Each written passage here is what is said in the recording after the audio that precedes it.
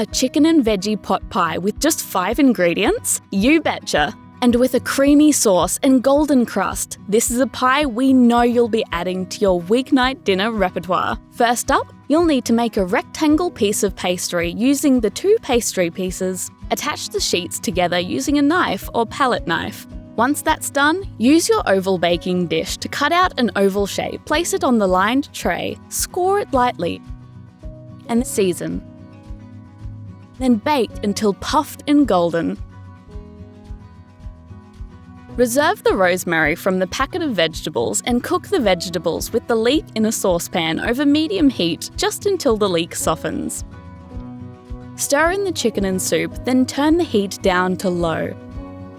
Pop on a lid and simmer gently until the chicken is cooked through. Season.